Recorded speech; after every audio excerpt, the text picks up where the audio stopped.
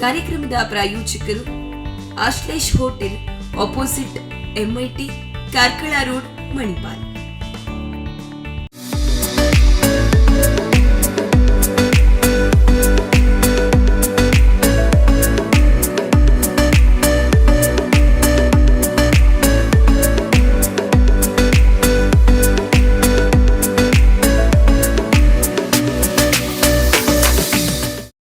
ನಮಸ್ಕಾರ ವೀಕ್ಷಕರೇ. ಕಲೆ ಅಂತ ಹೇಳಿದರೆ ಎಲ್ರಿಗೂ ಒಲಿಯುವಂಥದ್ದಲ್ಲ. ಆದರೂ ಕಲೆಯನ್ನು ಪೂಜಿಸುವವರಿಗೆ ಕಲೆ ಒಲಿತದೆ. ನಮ್ಮ ಇವತ್ತಿನ ಪ್ರತಿಭೆ ಚಿತ್ತಾರಗಳ ಒಡತಿ ಅಂತ ಹೇಳಿದರೆ ಹಲವು ತನ್ನ ಮನಸ್ಸಿನೊಳಗಿರುವಂತಹ ಚಿತ್ರ ಕನಸು ಎಲ್ಲದನ್ನು ಕೂಡ ಅವರು ತನ್ನ ಪೇಂಟಿಂಗ್ನ ಮೂಲಕ ಬಿಡಿಸಿ ಎಲ್ರಿಗೂ ಸೈ ಎನಿಸ್ಕೊಂಡಿದ್ದಾರೆ. ಅಂತಹ ಪ್ರತಿಭೆ ನಮ್ಮ ಜೊತೆ ಇವತ್ತು ಇದ್ದಾರೆ. ಅವರು ಯಾರು ಗುರುಗಳು ಇಲ್ಲದೆ ತನ್ನದೇ ಆದ ಸ್ವಂತ ಪ್ರಯತ್ನದಿಂದ ಕಷ್ಟಪಟ್ಟು ಕಲೆಯನ್ನು ಬಿಡಿಸ್ತಿದ್ದಾರೆ. ಇಂಥ ಪ್ರತಿಭೆಯನ್ನು ನಾವು ಇವತ್ತು ಭೇಟಿಯಾಗೋಣ.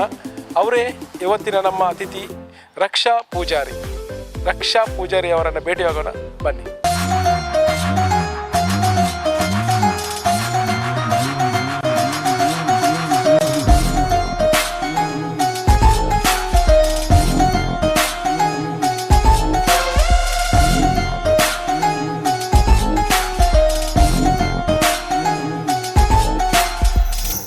ನಾನು ಹೇಳ್ತಾ ಬಂದೆ, ಚಿತ್ತಾರಗಳ ಒಡತಿ ಅಂತ ಹೇಳಿದರೆ, ಚಿತ್ರವನ್ನು ಬಿಡಿಸುವುದು ಅಂತ ಹೇಳಿದರೆ ಅದಕ್ಕೆ ಒಂದು ದೊಡ್ಡ ಮನಸ್ಸು ಬೇಕು, ಅಂದರೆ ಏಕಾಗ್ರತೆ ಬೇಕು.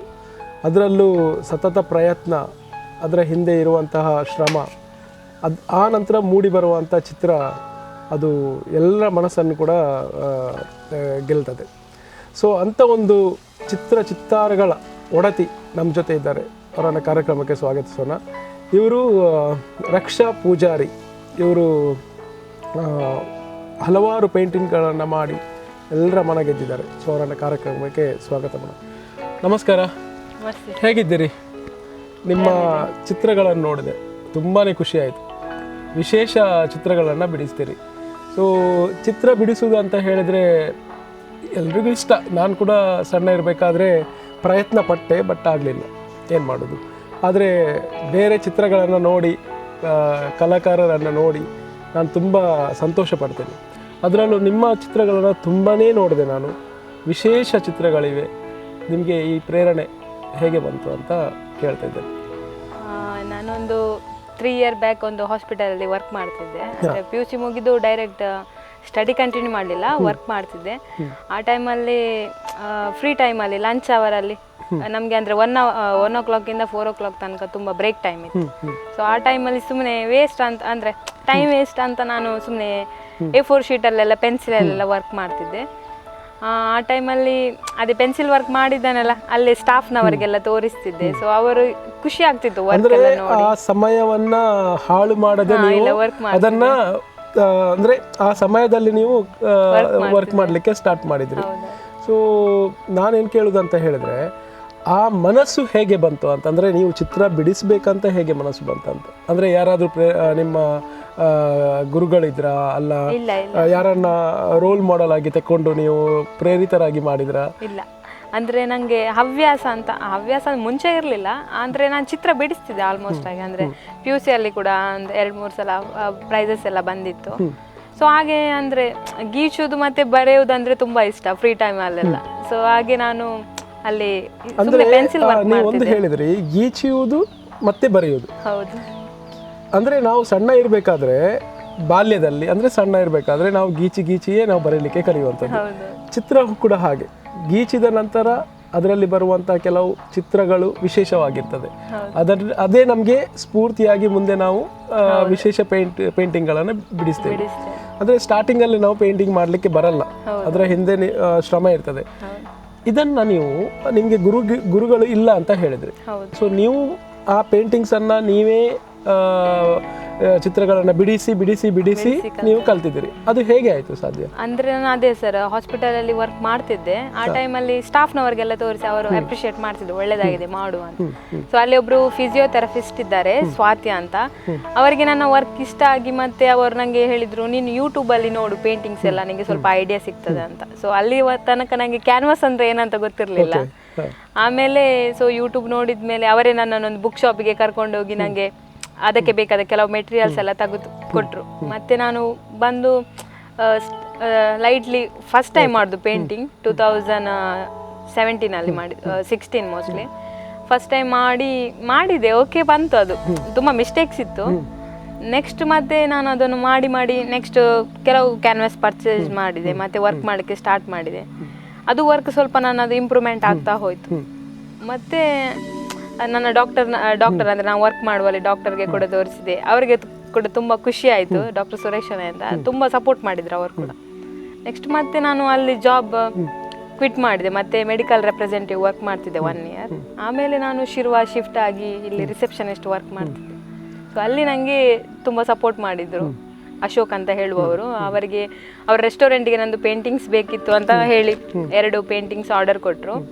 ಆ ಟೈಮಲ್ಲಿ 2 ಪೇಂಟಿಂಗ್ಸ್ ನಾನು ಅವರಿಗೆ ಮಾಡಿ ಕೊಟ್ಟೆ. ಮತ್ತೆ ಅವರ ರೆಸ್ಟೋರೆಂಟ್ಗೆ ಬಂದವರೆಲ್ಲ ಪೇಂಟಿಂಗ್ ನೋಡಿ ಸ್ವಲ್ಪ ಅಪ್ರಿಷಿಯೇಟ್ ಮಾಡಲಿಕ್ಕೆ ಸ್ಟಾರ್ಟ್ ಮಾಡಿ. ಯಾವುದೇ ಒಂದು ಕಲೆಗೆ ಸಪೋರ್ಟ್ ಸಿಕ್ಕಾಗ ಮಾತ್ರ ಇನ್ನಷ್ಟು ಮೇಲೆ ಬರಲಿಕ್ಕೆ ಚಾನ್ಸ್.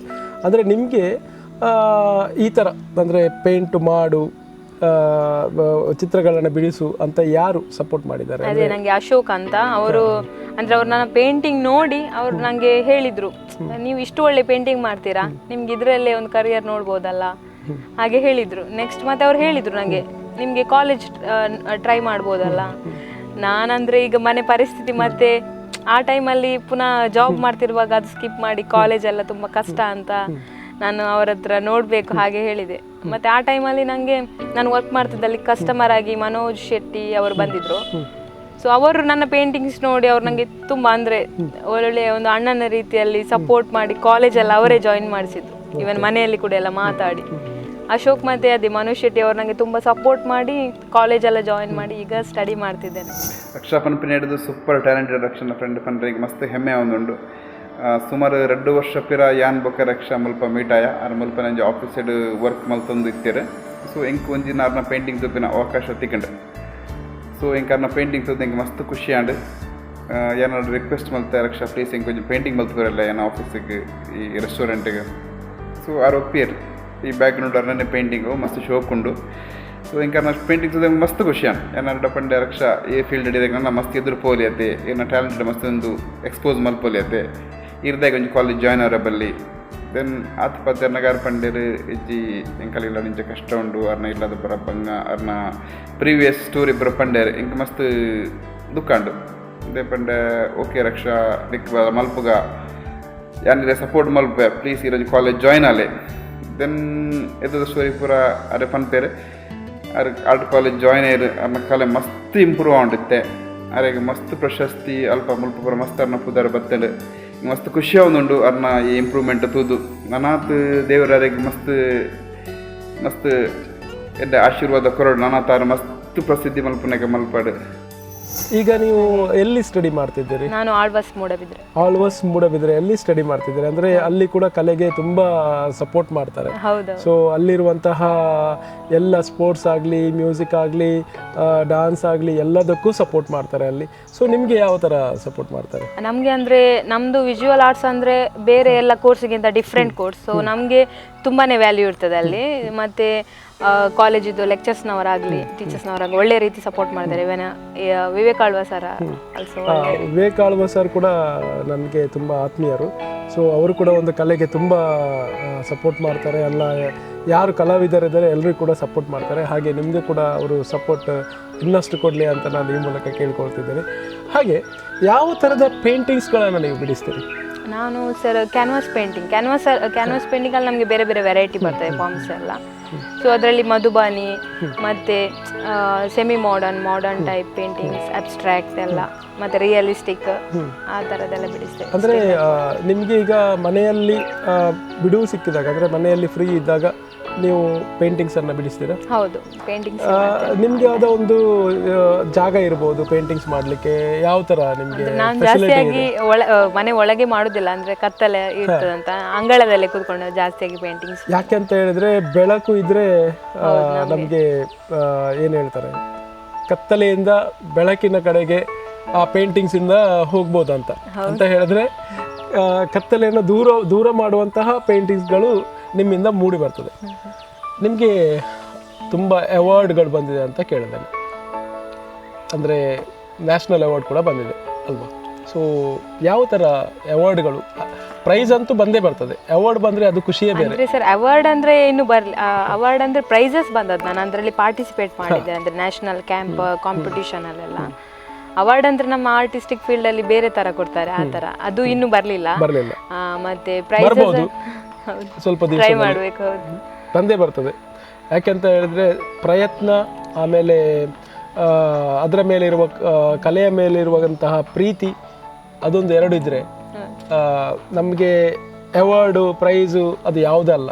ಯಾಕೆಂತ ಹೇಳಿದ್ರೆ ಅವಾರ್ಡ್ ಸಿಕ್ಕಿದೆ ಅಂತ ಹೇಳಲಿಕ್ಕೆ ಒಂದು ಖುಷಿ ಮಾತ್ರ, ಆದರೆ ಅದರಲ್ಲಿ ಸಿಗುವಂಥ ತೃಪ್ತಿಯೇ ಬೇರೆ. ಏನಂತ ಹೇಳಿದರೆ ಆ ಪೇಂಟಿಂಗನ್ನು ಮಾಡಿ ಅದಕ್ಕೆ ಒಂದು ಜೀವ ತುಂಬಿದ ಮೇಲೆ ಅದರಲ್ಲಿ ನಿಮ್ಮ ಎಂತ ಹೇಳ್ತಾರೆ ಎಲ್ಲ ಪ್ರಯತ್ನ ಅದರಲ್ಲಿ ಇರ್ತದೆ ಅಲ್ವಾ?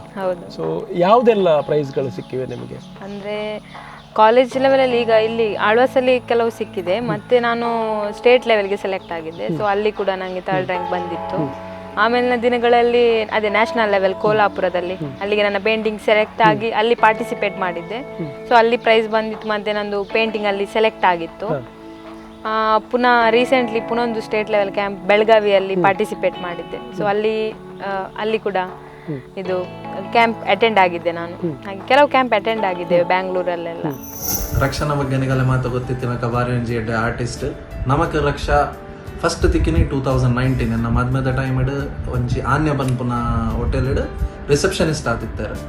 ಸೊ ನಮ್ಮ ಒಂಜಿ 2-3 ಡೇಸ್ ಅಲ್ಪ ಸ್ಪೆಂಡ್ ಮಾಡ್ತಿತ್ತ ಯಾನ್ ಬುಕ್ ಎನ್ನ ಮಿಸಸ್. ಸೊ ಅಲ್ಪ ಬ್ಯಾಕ್ಗ್ರೌಂಡ್ ಡರ್ನ ಒಂಜಿ ಪೇಂಟಿಂಗ್ ಇತ್ತು. ಆ್ಯಕ್ಚುಲಿ ಎರಡಕ್ಕೆ ಎಂದಿತ್ತು ಜನಮ ಕುಡೊಂಜಾರ್ನ ಕಲಿಗೇರ ಇತ್ತಾರೆ, ಎರಡಕ್ಕೆ ಎನ್ನಗಾರ್ ಬಂದೇರು ಒಂದು ರಕ್ಷಾ ಬನ್ಪುನಾರ್ ಮಲ್ದಿನಿಂದ.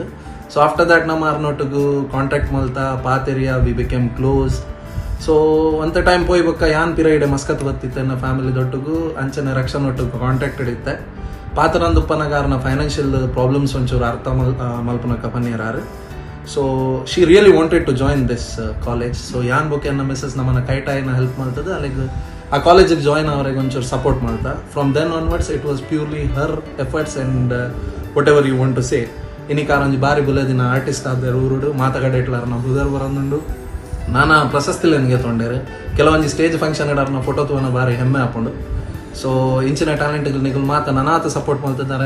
ಲೈಫ್ ಎದುರು ಬರ್ಪನಕ್ಕ ಒಂಜಾರನ ಕ್ಯಾರಿಯರ್ ಎಂಚಾಡ್ ಮಲ್ತ ಶೈನ್ ಆಪನಕ್ಕ ಸಪೋರ್ಟ್ ಮಾಡ್ಕೊಡೋದು ಮಾತುಗಳಕ್ಕೆ ಮಾಡೋದು. ಸೊ ಇವಾಗ ನೀವು ಪೇಂಟಿಂಗ್ಸನ್ನು ಕಾಂಪಿಟಿಷನ್ಗೆ ಹೋಗುವಾಗ ಯಾವ ಥರ ಪೇಂಟಿಂಗ್ಸನ್ನು ಮಾಡ್ತೀರಿ? ಅಂದರೆ ಕಾಂಪಿಟಿಷನ್ಗೋಸ್ಕರ ಬೇರೆ ಪೇಂಟಿಂಗ್ಸ್ ಇರ್ತದಲ್ವಾ? ಅಂದ್ರೆ ಯಾವ ತರ ಪೇಂಟಿಂಗ್ಸ್ ಇರ್ತದೆ ಅದರಲ್ಲಿ? ಕಾಂಪಿಟಿಷನ್ ಹೋದಲ್ಲಿ ನಮಗೆ ಅವರು ಟಾಪಿಕ್ ಅಂತ ಕೊಡ್ತಾರೆ. ಸೊ ಆಗ ನಾವು ಆ ಟಾಪಿಕ್ಗೆ ರಿಲೇಟೆಡ್ ಆಗಿ ಪೇಂಟಿಂಗ್ ಮಾಡಬೇಕು. ಕ್ಯಾಂಪ್ಗಳಲ್ಲೆಲ್ಲ ನಮಗೆ ಇಷ್ಟ ಬಂದ ಪೇಂಟಿಂಗ್ ಮಾಡ್ಲಿಕ್ಕೆ ಇರ್ತದೆ. ಸೊ ನಾವು ಒಂದು ಅಕಾಡೆಮಿಕಲ್ ರಿಲೇಟೆಡ್ ಆಗಿ ಪೇಂಟಿಂಗ್ ಅನ್ನ ಮಾಡ್ತೀವಿ. ಇವಾಗ ನನ್ನ ಒಂದು ಚಿತ್ರ ಮಾಡಬೇಕು, ಹೇಗೆ ನೀವು ಮಾಡ್ಬೋದಲ್ಲ? ನೋಡು, ಮುಂದಿನ ದಿನಗಳಲ್ಲಿ ನಮ್ಮ ಇವರು ಒಂದು ಒಳ್ಳೆಯ ಪೇಂಟಿಂಗ್ಸನ್ನು ಕೂಡ ಬಿಡಿಸ್ತೇನೆ ಅಂತ ಪ್ರಾಮಿಸ್ ಕೂಡ ಕೊಟ್ಟಿದ್ದಾರೆ, ನೋಡುವ. ಆಮೇಲೆ ನಿಮಗೆ ಈಗ ಮನೆಯಲ್ಲಿ ಯಾವ ಥರ ಸಪೋರ್ಟ್ಸ್, ಅಂದರೆ ಮನೆಯಲ್ಲಿ ಯಾರೆಲ್ಲ ಇದ್ದಾರೆ? ಮನೆಯಲ್ಲಿ ತಂದೆ, ತಮ್ಮ, ಅಮ್ಮ. ತಂದೆಯವರು ಹೇಗೆ ಸಪೋರ್ಟ್ ಮಾಡ್ತಾರೆ? ತಂದೆ ಅಂದರೆ ಅವರು ಹ್ಯಾಂಡಿಕ್ಯಾಪ್ ಆ್ಯಕ್ಚುಲಿ, ಬಟ್ ಆದರೆ ನನಗೆ ವರ್ಕ್ ಮಾಡುವಾಗೆಲ್ಲ ಬೇರೆ ಎಲ್ಲ ರೀತಿಯಲ್ಲಿ ಕೂಡ ಸಪೋರ್ಟ್ ಮಾಡ್ತಾರೆ ತುಂಬ. ಅವ್ರ ಮನೆಯಲ್ಲೇ. ನಿಮ್ಮ ತಾಯಿಯವರು ಇಲ್ಲಿ ಮನೆ ಹತ್ತಿರನೇ ಒಂದು ಅಂಗಡಿಗೆ ಒಂದಕ್ಕೆ ಕೆಲಸಕ್ಕೆ ಹೋಗ್ತಾರೆ. ಈಗ ಮನೆಯ ಜವಾಬ್ದಾರಿ ಕೂಡ ನಿಮ್ಮ ಮೇಲೆ ಇದೆ ಅಲ್ವಾ? ಸೊ ಕೆಲಸ, ಒತ್ತಡ, ಆಮೇಲೆ ಪೇಂಟಿಂಗ್ಸ್ ಅಂತ ಹೇಳಿದರೆ ಏಕಾಗ್ರತೆ ಬೇಕು. ಸೊ ಈ ಒಂದು ಸಮಯದಲ್ಲಿ ಮನೆಯಲ್ಲಿರುವಂತಹ ಕಷ್ಟ, ಯಾಕೆಂತ ಹೇಳಿದರೆ ತಂದೆಯವರಿಗೆ ಸ್ವಲ್ಪ ಆಕ್ಸಿಡೆಂಟ್ ಆಗಿ ಕಾಲಿನ ತೊಂದರೆಯಾಗಿದೆ. ಸೊ ಅವರಿಗೂ ಕೆಲಸಕ್ಕೆ ಹೋಗಲಿಕ್ಕೆ ಆಗೋದಿಲ್ಲ. ತಾಯಿಯವರು ದುಡಿದು ಹಾಗೆ ಇವರು ತನ್ನ ಪೇಂಟಿಂಗನ್ನು ಮಾಡಿಕೊಂಡು ಜೀವನವನ್ನು ಸಾಗಿಸ್ತಿದ್ದಾರೆ. ವೀಕ್ಷಕರೇ, ಇಂಥ ಕಲಾಕಾರರಿಗೆ ಅಂದರೆ ಇಷ್ಟು ಕಷ್ಟಪಟ್ಟು ಒಂದು ಕಲೆಯನ್ನು ಮುಂದೆ ತಂದು 4 ಜನರಿಗೆ ಅದನ್ನು ಪ್ರದರ್ಶಿಸುವಂತಹ ಇಷ್ಟು ದೊಡ್ಡ ಮನಸ್ಸಿರುವಂತಹ ನಮ್ಮ ಪ್ರತಿಭೆಗೆ ನಮ್ಮೆಲ್ಲ ಸಹಕಾರ ಕೊಡಬೇಕು. ಅವರಿಗೆ ಮುಂದೆ ಬರಲಿಕ್ಕೆ ಅವರಿಗೆ ಇನ್ನಷ್ಟು ನಾವು ಸಪೋರ್ಟ್ ಮಾಡಿದರೆ ನಮ್ಮ ದೇಶಕ್ಕೆ ಒಳ್ಳೆಯ ಒಂದು ಕೀರ್ತಿಯನ್ನು ಕೂಡ ತಂದು ಕೊಡ್ತಾರೆ ಅಂತ ಹೇಳಲಿಕ್ಕೆ ನಾನು ಇಷ್ಟಪಡ್ತೀನಿ. ಸೊ ನೀವು ಪೇಂಟಿಂಗ್ಸನ್ನು ಮಾಡಿ, ಅಂದರೆ ನೀವು ವಾಲ್ ಪೇಂಟ್ಸ್ ಎಲ್ಲ ಮಾಡ್ತೀರಾ? ವಾಲ್ ಪೇಂಟ್ಸ್ ಒಂದು 2-3 ಸಲ ಮಾಡಿದ್ವಿ ಅಷ್ಟೇ, ಅಂದ್ರೆ ಆರ್ಡರ್ ತಗೊಂಡು ಮಾಡಲಿಲ್ಲ. ಈ ಸರ್ಕಾರಿ ಶಾಲೆಗಳಿಗೆಲ್ಲ ಹೋಗಿ ಫ್ರೀಯಾಗಿ ಪೇಂಟಿಂಗ್ ಎಲ್ಲ ಮಾಡಿದ್ವಿ. ಅಂದ್ರೆ ಈಗಿನ ಕಾಲದಲ್ಲಿ ಆದಷ್ಟು ಎಲ್ಲರೂ ಇಂಗ್ಲಿಷ್ ಮೀಡಿಯಂ ಕಡೆ ಎಲ್ಲ ಹೋಗ್ತಿದ್ದಾರೆ. ಅಂದ್ರೆ ಮನೆಯಲ್ಲಿ ಫೀಸ್ ಕಟ್ಟಲಿಕ್ಕೆ ಹಣ ಇಲ್ಲದಿದ್ರು ತಂದೆ ತಾಯಿ ಸಾಲ ಮಾಡಿ ಆದ್ರೂ ಮಕ್ಕಳನ್ನು ಇಂಗ್ಲಿಷ್ ಮೀಡಿಯಂಗೆ ಹಾಕ್ತಿದ್ದಾರೆ. ಕನ್ನಡ ಮೀಡಿಯಂ ಎಲ್ಲಾ ಕಡೆ ಮುಚ್ತಿದೆ, ಗೌರ್ಮೆಂಟ್ ಇಷ್ಟು ಫೆಸಿಲಿಟಿ ಇದ್ರೂ ಕೂಡ. ಸೊ ಹಾಗಾಗಿ ಗೌರ್ಮೆಂಟ್ ಸ್ಕೂಲ್ಗಳಿಗೆ, ಸರ್ಕಾರಿ ಶಾಲೆಗಳಿಗೆ ಪೇಂಟ್ ಮಾಡಿ ಈ ಮಕ್ಕಳನ್ನು ಸ್ವಲ್ಪ ಅಟ್ರಾಕ್ಟ್ ಅಂದ್ರೆ ಆಕರ್ಷಿತರನ್ನಾಗಿ ಮಾಡಿ ಇನ್ನು ಸರ್ಕಾರಿ ಶಾಲೆಗಳಿಗೆ ಹೆಚ್ಚಿನ ಪ್ರೇರಣೆ ಸಿಗ್ಲಿ ಅನ್ನುವ ಉದ್ದೇಶದಿಂದ ಫ್ರೀಯಾಗಿ ಸರ್ಕಾರಿ ಶಾಲೆಗಳಿಗೆಲ್ಲ ಹೋಗಿ ಪೇಂಟಿಂಗ್ ಮಾಡ್ತಿದ್ದೆ. ಇವಾಗ ಈಗಿನ ಒಂದು ಟ್ರೆಂಡ್ ಇದೆ, ಮದುವೆ ಆದಾಗ ಮದುವೆಗೆ ಸಂಬಂಧಪಟ್ಟ ಹುಡುಗ ಹುಡುಗಿಯ ಫೋಟೋವನ್ನು ಅದನ್ನು ನಾವು ಹೆಚ್ಚಾಗಿ ನಾವು ಅಂದರೆ ಈಗ ಎಲ್ಲ ಮದುವೆಗಳಲ್ಲಿ ಆ ಪೇಂಟಿಂಗ್ಸನ್ನು ಒಂದು ಕೊಟ್ಟರೆ, ಸೊ ಅಂಥ ಪೇಂಟಿಂಗ್ಸ್ಗಳನ್ನು ಕೂಡ ನೀವು ಮಾಡ್ತೀರಲ್ವ? ಮಾಡ್ತೇವೆ. ಅಂದರೆ ವೀಕ್ಷಕರೇ, ಈಗ ಯಾರಿಗಾದರೂ ಗಿಫ್ಟ್ ಕೊಡಬೇಕಂತ ಹೇಳಿದರೆ ಇವಾಗ ಗಿಫ್ಟ್ ಕೊಡಲಿಕ್ಕೆ ಎಲ್ಲರ ಹತ್ರ ಏನಾದರೂ ಎಲ್ಲ ವಸ್ತುಗಳು ಇದ್ದೇ ಇರ್ತದೆ. ಸೊ ಅವರಿಗೆ ನೆನಪಲ್ಲಿ ಉಳಿಯುವಂಥದ್ದು ಹೇಳಿದರೆ ಒಂದು ಪೇಂಟಿಂಗ್ಸನ್ನು ಗೋಡೆಯಲ್ಲಿ ವಾಲಲ್ಲಿ ಹಾಕ್ಕೊಂಡ್ರೆ ಪ್ರತಿ ದಿವಸ ನೋಡಿ ಖುಷಿ ಪಡುವಂಥದ್ದು. ಸೊ ಅಂಥ ಪೇಂಟಿಂಗ್ಸ್ಗಳನ್ನು ಇವರು ಮಾಡ್ತಾರೆ. ಸೊ ನಾನೇನು ಹೇಳೋದಂತ ಹೇಳಿದರೆ ಇಂಥ ಗಿಫ್ಟ್ಗಳನ್ನು ಕೂಡ ಕೊಡ್ಬೋದಲ್ಲ.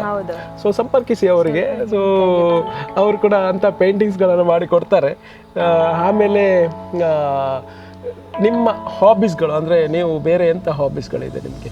ನಾನು ಕೇಳಿದ್ದೆ, ಏನೋ ಒಬ್ಬರು ಹೇಳಿದರು, ನನ್ನ ಗೆಳೆಯ ಒಬ್ಬರು ಹೇಳಿದರು, ನೀವು ಮುಂಚೆ ಹಾಡು ಕೂಡ ಹಾಡ್ತಿದ್ರಂತೆ, ಡ್ಯಾನ್ಸ್ ಕೂಡ ಮಾಡ್ತಿದ್ರಂತೆ. ಇವಾಗ ನಿಮ್ಮ ಕೆಲಸದ ಒತ್ತಡದಿಂದ ಮಾಡಲಿಕ್ಕೆ ಆಗ್ಲಿಕ್ಕಿಲ್ವೇನು? ಇಲ್ಲದಿದ್ದರೆ ಒಂದು ರೌಂಡ್ ಡ್ಯಾನ್ಸ್ ಕೂಡ ಮಾಡಿಸ್ತಿದ್ದೆ ನಾನು. ಇರಲಿ ಬಿಡಿ, ನಿಮ್ಮ ಹಾಬೀಸ್ಗಳೇನು? ಅಂದರೆ ನನಗೆ ಡ್ಯಾನ್ಸ್ ಅಂದರೆ ಮುಂಚಿಂದ ಕೂಡ ತುಂಬ ಇಷ್ಟ. ಅಂದರೆ ನಾನು ಡ್ಯಾನ್ಸ್ ಫೀಲ್ಡಲ್ಲೇ ಆ್ಯಕ್ಚುಲಿ ತುಂಬ ಇದ್ದದ್ದು ಕೂಡ. ಸ್ಕೂಲ್ ಟೈಮಲ್ಲಿ, ಕಾಲೇಜ್ ಟೈಮಲ್ಲಿ ಕೂಡ ಬೇರೆ ಜಿಲ್ಲಾ ಮಟ್ಟ, ರಾಜ್ಯ ಮಟ್ಟ ಅದರಲ್ಲೆಲ್ಲ ಪಾರ್ಟಿಸಿಪೇಟ್, ಜನಪದ ಕಲೆಗಳಲ್ಲಿ. ಕಲೆಯ ಒಂದು ಭಂಡಾರವೇ ನಿಮ್ಮ ಹತ್ರ ಇದೆ, ಅದನ್ನು ಇನ್ನು ಮುಂದೆ ತರಬಹುದು, ಇನ್ನು ಕೂಡ ಪ್ರಾಕ್ಟೀಸ್ ಮಾಡಿ ಅಲ್ವಾ? ಸೊ ಬೇರೆ ಬುಕ್ಗಳನ್ನು ಮತ್ತೆ ಅಂದರೆ ನನಗೆ ಬರೆಯುವುದಂದರೆ ತುಂಬ ಇಷ್ಟ, ರೈಟಿಂಗ್ಸ್ ಎಲ್ಲ, ಫೋಟೋಗ್ರಫಿ ಎಲ್ಲ. ಹಾಗಾದರೆ ನೆಕ್ಸ್ಟ್ ಒಂದು ಫಿಲ್ಮಿಗೆ ಕೂಡ ಒಂದು ಬರಿಬೋದಲ್ವಾ ಸ್ಕ್ರಿಪ್ಟನ್ನು? ನೋಡಿ, ಎಲ್ಲ ಕಲೆಗಳನ್ನು ಅವರಿಗೆ ಇಷ್ಟ ಇದೆ ಅಂತ ಹೇಳ್ತಿದ್ದಾರೆ. ಇವಾಗ ನಿಮಗೆ ಮುಂದೆ ಇನ್ ಫ್ಯೂಚರಲ್ಲಿ ಯಾವ ಥರದ ಪೇಂಟಿಂಗ್ಸ್ಗಳನ್ನು ಕಲಿಬೇಕು, ಹಾಗೆ ಮಾಡಬೇಕಂತ ಅನಿಸ್ಕೊಂಡಿದ್ದೀರಿ? ಅಂದರೆ ನಮಗೆ ಪೇಂಟಿಂಗ್ಸಲ್ಲಿ ಎಂಡಿಂಗ್ ಅಂತ ಇಲ್ಲ, ಎಷ್ಟು ಕಲಿತರೂ ಕೂಡ ತುಂಬ ವೆರೈಟಿದ್ದು ಪೇಂಟಿಂಗ್ಸ್ ಎಲ್ಲ ಇರ್ತದೆ. ಸೊ ಇನ್ನು ಅಂದರೆ ನನಗೆ ಅಬ್ಸ್ಟ್ರಾಕ್ಟ್ ಫಾರ್ಮಲ್ಲಿ ಇನ್ನೂ ಕೂಡ ಕೆಲವು ಪೇಂಟಿಂಗ್ಸ್ ಕಲಿಲಿಕ್ಕಿದೆ. ನನಗೆ ರಕ್ಷಾ ಪರಿಚಯ ಆಗಿದ್ದು ಒಂದು 9 to 10 years ಬ್ಯಾಕ್ ಪರಿಚಯ ಆಗಿದ್ದು. ಒಂದು CS ಕೋರ್ಸಿಗೆ ನಾವು ಜಾಯ್ನ್ ಆಗಿದ್ವಿ, ಅಲ್ಲಿ ನನಗೆ ಪರಿಚಯ ಆಗಿದ್ದು. ಅಲ್ಲಿಂದ ಇಲ್ಲಿವರೆಗೂ ನಾವು ತುಂಬ ಕ್ಲೋಸ್ ಫ್ರೆಂಡ್ಸ್. ಅವಳು ಆ ಟೈಮಲ್ಲಿ ಡ್ಯಾನ್ಸ್ ಮತ್ತು ನಾಟಕ ಅಂಥ ವಿಷಯದಲ್ಲೆಲ್ಲ ತುಂಬ ಮುಂದೆ ಇದ್ದಳು. ನಾನು ಅಂದ್ಕೊಂಡಿದ್ದೆ ಆ ವಿಷಯದಲ್ಲಿ ತುಂಬ ಎಕ್ಸ್ಪರ್ಟ್ ಇದ್ದಾಳೆ ಅಂದ್ಕೊಂಡು, ಬಟ್ ಪೇಂಟಿಂಗ್ ವಿಷಯದಲ್ಲಿ ತುಂಬ ಈ ಥರ ಎಲ್ಲ ಟ್ಯಾಲೆಂಟ್ ಇದೆ ಅಂತ ಅಂದ್ಕೊಂಡಿರಲಿಲ್ಲ ನಾನು. ತುಂಬ ಒಳ್ಳೆ ಡ್ರಾಯಿಂಗ್ ಬಿಡಿಸ್ತಾಳೆ, ಪೇಂಟಿಂಗ್ಸ್ ಎಲ್ಲ ತುಂಬ, ಅವಳು ಪೇಂಟಿಂಗ್ಸ್ ನೋಡಿದಾಗ ತುಂಬ ಖುಷಿ ಆಗುತ್ತೆ. ಆಮೇಲೆ ಅವಳದು ಈಗ ಎಲ್ಲ ಸನ್ಮಾನ ಎಲ್ಲ ನೋಡಿದಾಗ, ಸನ್ಮಾನ ಫಂಕ್ಷನ್ಸ್ಗೆಲ್ಲ ಕೆಲವು ನಾನು ಅಟೆಂಡ್ ಮಾಡಿದ್ದೇನೆ, ಅದರಲ್ಲೆಲ್ಲ ಹೋಗಿ ನೋಡಿದಾಗ ತುಂಬಾ ಖುಷಿ ಫೀಲ್ ಆಗುತ್ತೆ. ಯಾಕಂದರೆ ಅವರ ಮನೆ ಪರಿಸ್ಥಿತಿ ಸ್ವಲ್ಪ ತುಂಬ ಕಷ್ಟದಿಂದ ಬಂದವರು. ಸೊ ಈಗ ಅವಳು ಹೇಗೆ ಅದನ್ನೆಲ್ಲ ಫೇಸ್ ಮಾಡಿಕೊಂಡು ಆದರೂ ಆರ್ಟ್ ಫೀಲ್ಡಲ್ಲಿ ಹೇಗೆ ಮುಂದೆ ಹೋಗ್ತಿರೋದನ್ನು ನೋಡಿ ತುಂಬ ಹ್ಯಾಪಿ ಫೀಲ್ ಆಗುತ್ತೆ. ಹಾಗೆ ನನಗೆ ಕ್ರಾಫ್ಟ್ ವಿಷಯದಲ್ಲಿ ಸ್ವಲ್ಪ ಇಂಟ್ರೆಸ್ಟ್ ಇದೆ. ಆ ಟೈಮಲ್ಲಿ ನನಗೆ ಫೋನ್ ಮಾಡಿ ಎಕ್ಸಿಬಿಷನ್ ಇಡ್ತಿದ್ದೇನೆ, ನೀನು ಪಾರ್ಟಿಸಿಪೇಟ್ ಮಾಡು, ಹಾಗೆ ಕೆಲವು ಸ್ಟೂಡೆಂಟ್ಸ್ಗಳಿಗೆ ಪಾರ್ಟಿಸಿಪೇಟ್ ಮಾಡಿ ಅಂತ ತುಂಬ ಎಲ್ಲರನ್ನು ಒಟ್ಟು ಮಾಡಿ ಅವರಿಗೂ ಪ್ರೋತ್ಸಾಹ ಮಾಡಿ ತಾನು ಬೆಳೀತಾ ಆ ಥರ ಎಲ್ಲ ಅವಳು ಸಪೋರ್ಟ್ ಮಾಡ್ತಾಳೆ ಎಲ್ಲ ಸ್ಟೂಡೆಂಟ್ಸ್ಗಳಿಗೆ. ಸೊ ಅವಳು ಯಾವಾಗಲೂ ಇದೇ ಥರ ಮುಂದೆ ಹೋಗ್ತಿರಲಿ ಅಂತ ನಾನು ವಿಶ್ ಮಾಡ್ತೀನಿ. ಇವಾಗ ನೀವು ತುಳುನಾಡು, ನಮ್ಮ ತುಳುನಾಡು ಅಂತ ಹೇಳಿದರೆ ಇಡೀ ವರ್ಲ್ಡಲ್ಲಿ ಅಂದರೆ ಪ್ರಪಂಚದಲ್ಲೇ ವಿಶೇಷವಾಗಿ ನಮ್ಮ ತುಳುನಾಡನ್ನು ನಾವು ಬಿಂಬಿಸ್ತೇವೆ. ಯಾಕಂತ ಹೇಳಿದ್ರೆ ಇಲ್ಲಿರುವ ಕೋಲ, ನೇಮ, ಯಾವುದೇ ಒಂದು ಯಕ್ಷಗಾನ ಆಗಲಿ ಕಂಬಳ ಆಗಲಿ ಅಂತಹ ಕಲೆಗಳನ್ನು ಅಂದರೆ ಅಂಥ ಪಿಕ್ಚರ್ಗಳನ್ನು ನೀವು ಪೇಂಟಿಂಗ್ ಮಾಡ್ತೀರಾ? ಹೌದು, ತುಳುನಾಡಿನ ಕಲ್ಚರಲ್ ರಿಲೇಟೆಡ್ ಎಲ್ಲ ಪೇಂಟಿಂಗ್ ಮಾಡ್ತೇನೆ. ಅಂದ್ರೆ ಈಗ ರೆಸ್ಟೋರೆಂಟ್ನವರೆಲ್ಲ ಕೆಲವು ಕಂಬಳ, ಕೋಳಿ ಅಂಕ, ಯಕ್ಷಗಾನ ಆ ತರದೆಲ್ಲ ಪೇಂಟಿಂಗ್ಸ್ ಎಲ್ಲ ಕೊಡ್ತಾರೆ, ಆರ್ಡರ್ ಕೊಡ್ತಾರೆ. ಸೊ ಅದನ್ನ ನಾವು ಮಾಡಿ ಕೊಡ್ತೇವೆ ಅವರಿಗೆ ಯಾವ ಸೈಜ್ ಅಲ್ಲಿ ಬೇಕು. ಯಾವ ತರ ಅವರು ಆರ್ಡರ್ಗಳನ್ನು ಕೊಡ್ತಾರೆ ಅಂತ? ನನ್ನನ್ನು ಇನ್ಸ್ಟಾಗ್ರಾಮ್ ಅಲ್ಲಿ ಇಲ್ಲ ಫೇಸ್ಬುಕ್ ಅಲ್ಲಿ, ಅಂದ್ರೆ ಆಲ್ಮೋಸ್ಟ್ ನನ್ನದು ನಂಬರ್ ಇದೆ. ನಿಮ್ಮ ಇನ್ಸ್ಟಾಗ್ರಾಮ್ ಅಲ್ಲಿ ನಿಮ್ಮ ಹೆಸರು? ನನ್ನದು ರಚ್ಚು ಆರ್ಟ್ಸ್ ಅಂತ ಇದೆ. ರಚ್ಚು ಆರ್ಟ್ಸ್ ಅಂತ ಇದೆ ಇನ್ಸ್ಟಾಗ್ರಾಮ್ ಅಲ್ಲಿ. ಮತ್ತೆ ಫೇಸ್ಬುಕ್ ಅಲ್ಲಿ ರಕ್ಷಾ ಆರ್ ಪೂಜಾರಿ ಅಂತ ಇದೆ. ಸೊ ಅದರಲ್ಲಿ ಆಲ್ಮೋಸ್ಟ್ ಕಾಂಟ್ಯಾಕ್ಟ್ ಮಾಡ್ತಾರೆ. ಸೊ ಯಾರಿಗೆಲ್ಲ ಪೇಂಟಿಂಗ್ಸ್ ಬೇಕು ಅವರು ಇವರನ್ನು ಇನ್ಸ್ಟಾಗ್ರಾಮ್ ಮೂಲಕ ಕಾಂಟ್ಯಾಕ್ಟನ್ನು ಮಾಡ್ಬೋದು. ಹಾಗೆ ಇನ್ನು ಮುಂದೆ ಬೇರೆ ಇಂಟರ್ನ್ಯಾಷನಲ್ ಪೇಂಟಿಂಗ್ಸ್ ಆ ಥರ ಕಾಂಪಿಟಿಷನ್ ಏನಾದರೂ ಇದ್ರೂ ನೀವು ಭಾಗವಹಿಸುವ ಒಂದು ಮನಸ್ಸೇನಾದರೂ ಇದೆಯಾ? ತುಂಬ ಇದೆ.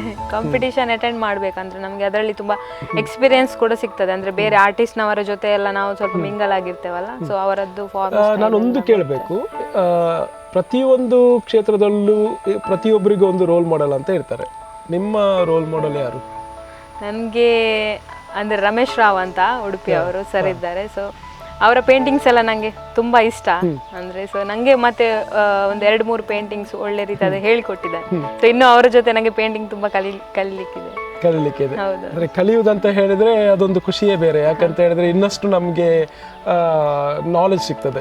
ಸೊ ನನಗೆ ಈಗ ಕಲಿಬೇಕಂತ ಹೇಳಿದ್ರೆ ನಿಮ್ಮ ಹತ್ರ ಬರ್ಬೋದಾ? ಹೇಳಿಕೊಡ್ತೀರಾ? ನೋಡಿ ಎಷ್ಟು ದೊಡ್ಡ ಮನಸ್ಸು ನೋಡಿ. ನೋಡುವ, ನಾವು ಕೂಡ ಚಿತ್ರ ಬಿಡಿಸ್ಲಿಕ್ಕೆ ಟ್ರೈ ಮಾಡುವ. ಸೊ ಇವಾಗ ನಿಮಗೆ ಸಪೋರ್ಟ್ ಮಾಡಿದವರು ಅವರಿಗೆ ಏನು ಹೇಳಲಿಕ್ಕೆ ಇಷ್ಟಪಡ್ತೀನಿ? ಅವರಿಗೆ ಅಂದರೆ ನನ್ನ ಹತ್ರ ಅವರಿಗೆ ಹೇಳಲಿಕ್ಕೆ ಮಾತೇ ಇಲ್ಲ. ಯಾಕಂದರೆ ನನ್ನ ಲೈಫ್ ಇದ್ದದ್ದೇ ಬೇರೆ, ಅವನ್ನ ಫುಲ್ ಯೂಟರ್ನ್ ಆಗಿ ಚೇಂಜ್ ಮಾಡಿದ ಅವರಿಗೆ ತುಂಬ, ಅಂದರೆ ನಾನು ಲೈಫ್ ಲಾಂಗ್ ತುಂಬ ಹಾರ್ಟ್ಲಿ ಥ್ಯಾಂಕ್ಸ್ ಹೇಳಲಿಕ್ಕೆ ಇಷ್ಟಪಡ್ತೇನೆ ಅಂದರೆ ಅವರಿಗೆ ನಾನು. ಆಮೇಲೆ ನಾವು ಇವತ್ತು ನಿಮ್ಮ ಒಂದು ಸಣ್ಣ ಪ್ರೋಗ್ರಾಮನ್ನು ಇಂಟರ್ವ್ಯೂವನ್ನು ಮಾಡಲಿಕ್ಕೆ ಬಂದಿದ್ದೇವೆ. ಈಗ ಇದನ್ನು ಎಲ್ಲ ದೇಶ ಎಲ್ಲ ಹೊರಗಿನ ದೇಶದಲ್ಲಿ ಕೂಡ ಈ ಕಾರ್ಯಕ್ರಮವನ್ನು ನೋಡ್ತಿರ್ತಾರೆ. ಅವ್ರಿಗೆ ಏನು ಹೇಳಲಿಕ್ಕೆ ಇಷ್ಟಪಡ್ತೀರಿ? ಅಂದರೆ ಆ ಥರ ನನ್ನ ಥರನೇ ಹಿಡನ್ ಟ್ಯಾಲೆಂಟ್ನವ್ರು ತುಂಬ ಜನ ಇದ್ದಾರೆ. ಸೊ ಅವರಿಗೆ ಒಂದು ಸಪೋರ್ಟ್ ಸಣ್ಣ ಮಟ್ಟಿನದ್ದಾದರೂ ಸಪೋರ್ಟ್ ಮಾಡೋದರ ಮೂಲಕ ಎಲ್ಲರಿಗೆ ಒಂದು ವೇದಿಕೆ ಅಂತ ಒಂದು ಮಾಡಿಕೊಡೋದು ತುಂಬ ಒಳ್ಳೆಯದಂತ ಅನಿಸ್ತದೆ. ಯಾಕಂದರೆ ವಿಜಯ್ ಬೆಳ್ವೆ ಅಂತ ಒಬ್ಬ ಹುಡುಗ ಇದ್ದಾನೆ.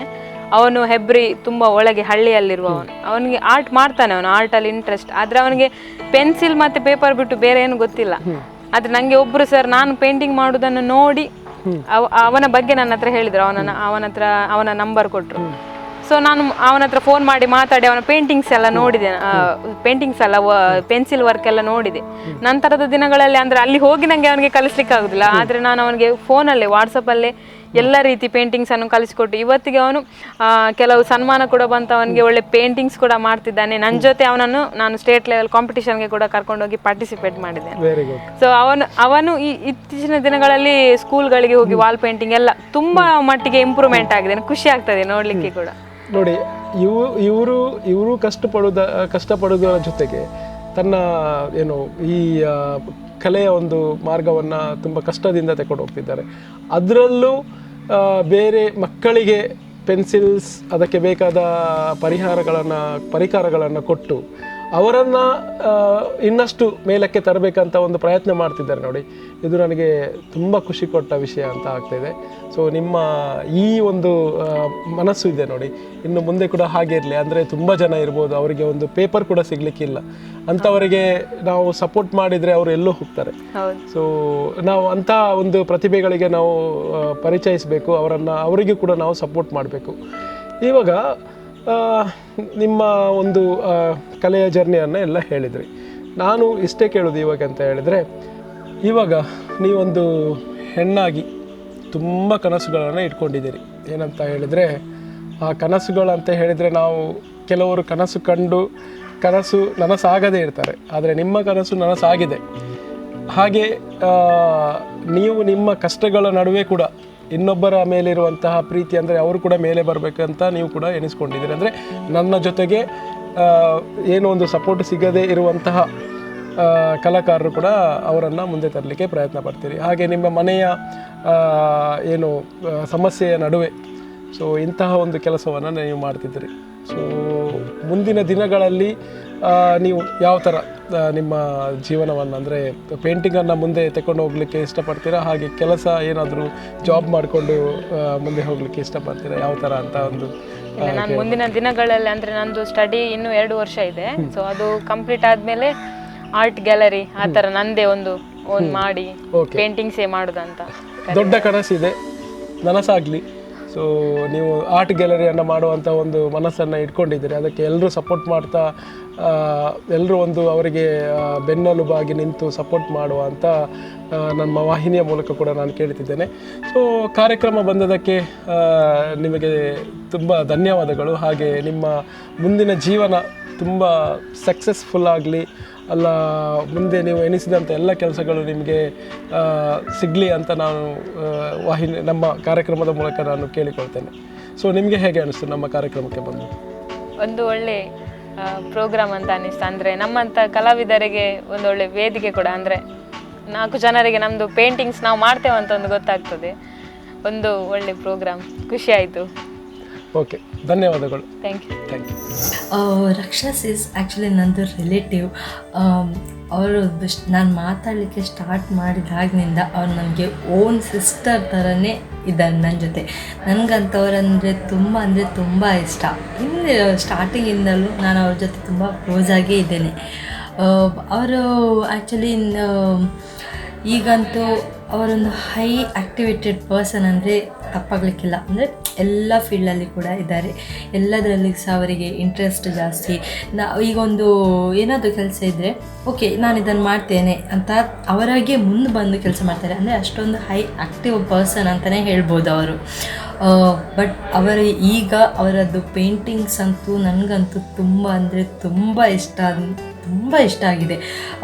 ಪ್ರತಿಯೊಂದು ಪೇಂಟಿಂಗ್ಸ್, ಪ್ರತಿಯೊಂದು ಯಾವ ಟೈಪಿದ್ದು ಪೇಂಟಿಂಗ್ಸ್ ಬೇಕಿದ್ದರೂ ಅವರು ರೆಡಿ, ಅಷ್ಟೊಂದು ಚೆನ್ನಾಗಿ ಮಾಡಿಕೊಡ್ತಾರೆ. ಅದಕ್ಕೋಸ್ಕರನೇ ಅವ್ರಿಗೆ ತುಂಬ ಸನ್ಮಾನ ಕೂಡ ಮಾಡ್ತಾರೆ ಎಲ್ಲ. ಅಂದರೆ ಅವರದ್ದು ಈಗೀಗ ಅವ್ರ ಜೀವನದಲ್ಲಿ ಮುಂದೆ ಹೋಗ್ತಿದ್ದಾರೆ. ಅದೇ ಖುಷಿ ನನಗಂತೂ ಅವರು ಇನ್ನೂ ತುಂಬ ಜಾಸ್ತಿಯಾಗಿ ಇನ್ನೂ ಒಳ್ಳೆ ಹೆಸರು ಮಾಡಬೇಕಂತ ನನ್ನ ಆಸೆ. ನೋಡಿದ್ರಲ್ಲ ವೀಕ್ಷಕರೇ, ನಾನು ಮೊದಲೇ ಹೇಳಿದ್ದೆ ಚಿತ್ತಾರಗಳ ಒಡತಿ ಅಂತ. ಸೊ ಅವರ ಬಗ್ಗೆ ನಾವೆಲ್ಲ ತಿಳ್ಕೊಂಡು, ಅವರು ಯಾವ ಥರ ಪೇಂಟಿಂಗ್ ಮಾಡ್ತಾರೆ, ಹೇಗೆ ಅವರ ಅಂದರೆ ಆ ಪೇಂಟಿಂಗ್ನ ಒಂದು ಜರ್ನಿ ಹೇಗೆ ಇತ್ತು, ಸೊ ಮುಂದೆ ಅವ್ರು ಏನು ಮಾಡಬೇಕು ಎಲ್ಲದನ್ನು ನಾವು ತಿಳ್ಕೊಂಡ್ವಿ. ಸೊ ಅವ್ರಿಗೆ ಇನ್ನಷ್ಟು ಕನಸುಗಳಿದೆ, ಅದು ಕೂಡ ನನಸಾಗಲಿ ಅಂತ ಹೇಳ್ತಾ ಇವತ್ತಿನ ಈ ಕಾರ್ಯಕ್ರಮವನ್ನು ನಾನು ಮುಗಿಸ್ತಿದ್ದೇನೆ. ನಿರಂತರ ಸುದ್ದಿ ಹಾಗೂ ಮನೋರಂಜನೆಗಾಗಿ ನೋಡ್ತಾ ಇರಿ ನಿಮ್ಮ ನೆಚ್ಚಿನ ಸ್ಪಂದನ ವಾಹಿನಿ. ನಮಸ್ಕಾರ.